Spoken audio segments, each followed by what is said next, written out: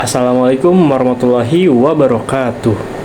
Kembali lagi dengan saya, yaitu Muhammad Fatih Mumtaz dengan NIM 2213324 kelas KPI 4A. Di video ini saya akan mempresentasikan learning journal saya untuk memenuhi tugas penulisan berita dan artikel yang diampu oleh Bapak Adi Kusuma SI.Com MSI. Pada pertemuan keempat ini itu presentasi kelompok 4 yang tampil kedua, yaitu kelompok saya sendiri yang dimoderatori oleh US by Juri. Selagi menunggu Pak Hadi datang, kita membuka presentasi dengan memperkenalkan anggota, yaitu ada Nasihah, ada Zulfadli, ada Salsa, ada Salma, ada Muammar Aziz, dan saya sendiri. Oke, pertama-tama itu kita membahas tentang teknik peliputan berita dan artikel yang dijelaskan oleh Nasihah, yaitu teknik peliputan berita dan artikel ini adalah suatu cara yang dilakukan oleh wartawan atau jurnalis dalam mendapat informasi mengenai peristiwa yang sedang ataupun sudah terjadi di tengah masyarakat. Sementara diantaranya itu wawancara, jumpa pers, wisata pers, siaran pers. Itu secara singkat ya. Kemudian yang kedua itu ada Zulfadli tentang contoh permasalahannya. Contohnya itu seperti ada seorang saksi atau narasumber itu yang memberitahu akan berita tersebut, tapi narasumber atau saksi ini tidak mau diwawancarai. Kemudian kita itu sebagai wartawan itu sulit dong untuk mendapat informasi tersebut yang lebih jelas, karena apabila orang yang kita wawancarai ini sedang berhalangan atau bungkam atau tidak mau karena mereka takut namanya ada dalam berita, bungkam karena mereka ini mungkin disuruh seseorang untuk bungkam pada wartawan atau sudah diberitahu oleh orang agar bungkam dan atau tidak mau memberikan informasi tersebut.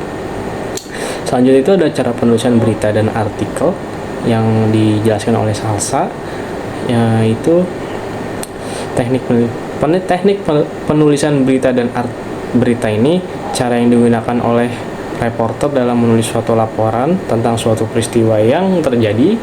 Beberapa teknik ini dalam penulisan itu ada yang pertama itu struktur penulisan berita, seperti piramida terbalik, kronologis atau paralel. Kedua itu ada formula penulisan berita, terus ada akurasi atau tepat, terus ada brevity atau singkat, terus ada clarity atau jelas, kemudian ada simplicity sederhana, terus ada sincerity jujur, terus yang terakhir itu ada keselarasan atau sinkronisasi. Kemudian yang selanjutnya itu dijelaskan oleh Amar tentang cara penulisan artikel. Itu yang pertama itu pemahaman topik, penentuan tujuan, penelitian, penyusunan outline, pengembangan konten, terus ada menentukan judul, pengeditan dan revisi, yang terakhir ada penyuntingan akhir.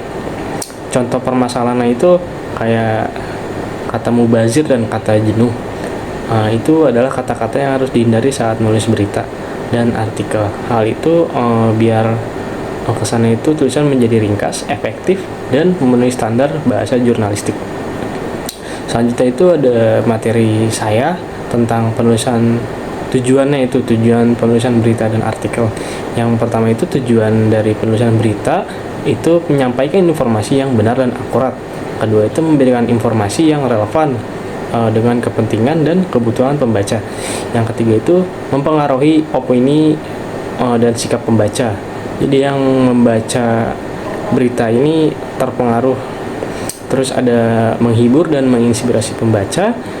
Terus ada pendorong pembaca untuk bertindak sesuai dengan informasi yang disampaikan, dan yang terakhir itu memberikan dampak positif bagi pembaca agar dapat bisa berpikir kritis.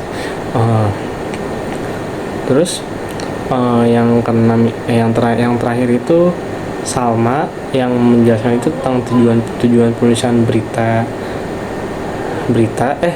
tujuan penulisan artikel dapat bervariasi tergantung pada konteksnya. Secara umum itu tujuan penulisan artikel untuk memberikan informasi mendidik pembaca tentang suatu topik, membagikan pandangan atau opini, atau bahkan menghibur si pembaca itu. Contoh permasalahan itu seperti penggunaan bahasa yang berlebihan dalam penulisan berita, yakni ketika menjelaskan tentang isu lingkungan atau disampaikan secara berlebihan, maka tujuan utamanya itu akan bisa terabaikan.